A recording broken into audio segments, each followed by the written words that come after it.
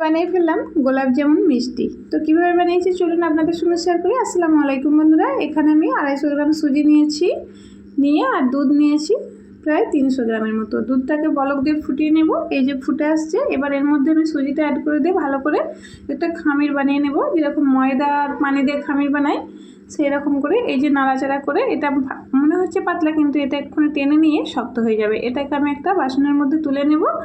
যে জায়গাটায় তুলবো ওটাতে একটু আমি সুজিটা রাখার আগে একটু ঘি মাখিয়ে নিয়েছি। এই যে দেখতে পাচ্ছেন, এটা মনে হচ্ছে শক্ত কিন্তু না, এটাকে হাত দিয়ে ভালো করে দোলে দোলে ছেনে নিতে হবে প্রায় 5 থেকে 7 মিনিট। এই যে পানিতে হাত ডুবিয়ে ডুবিয়ে, এরকম গরম অবস্থায় তো তাই হাতটা পানি একবার করে ডুবিয়ে নিয়ে এরকমভাবে চেপে চেপে ছেনে নিতে হবে চটকে চটকে। তারপর আমি ঘি দেব পরিমাণ মতো, একটু 2 চামচের মতো দিয়ে এই যে এইরকমভাবে ঠিক সময় দিয়ে একটু এটাকে ছেনে নিতে হবে। এই ছেনে নেওয়াটাই কিন্তু সবথেকে বড় কাজ, ঠিক আছে? না হলে কিন্তু মিষ্টিগুলো সব ফেটে যাবে।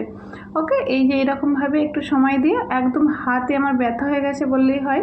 তো দেখতেই পাচ্ছেন একদম মসৃণ একটা ডো বানিয়ে নিয়েছি, আটা ডোয়ের মতো। এরকমভাবে হাতে এবার একটু আমি কী করলাম, ঘি মাখিয়ে নিয়ে গোল গোল করে আগে চেপে চেপে গোল করব, তারপরে একদম ভালো করে একটু সময় দিয়ে এই যে হাত দেখতে পাচ্ছেন, হাতের যেটা পুরো লাল হয়ে গিয়েছে, এরকমভাবে আমি গোল গোল করে মিষ্টির মতো শেপ দিয়ে নেব।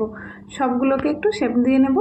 এখানে ছেনে নেওয়াটাই সব থেকে বড় কাজ। এটাকে ভালো করে সময় দিয়ে একটু ছেনে নিতে হবে, তাহলে মিষ্টিগুলো ভাঙবে না। এই যে দেখতেই পাচ্ছেন প্রত্যেকটা হয়ে গিয়েছে। এখানে প্রায় আমার এখানে অনেকগুলোই মিষ্টি হয়েছে। এগুলোকে এবার আমি লো মিডিয়াম আঁচে তেলটা ঠান্ডা অবস্থায় রেখেই এগুলো এক এক করে ছেড়ে দেবো। তারপরে আঁচটা একদম লো মিডিয়ামে থাকবে, থেকে একটু সময় দিয়ে এগুলোকে উল্টে পাল্টে নাড়াচাড়া করে ভেজে নিতে হবে। যেহেতু কড়াতে বসে যাচ্ছে বন্ধুরা, একটু চামচ দিয়ে টানতে এগুলো একটু চামচের দাগ হয়ে যাচ্ছে, দেখতেই পাচ্ছেন। এই যে কপচানা কপচানা দাগ হয়ে গেছে, যাক যে বাড়িতে খেয়ে নেবো, কোনো সমস্যা নেই।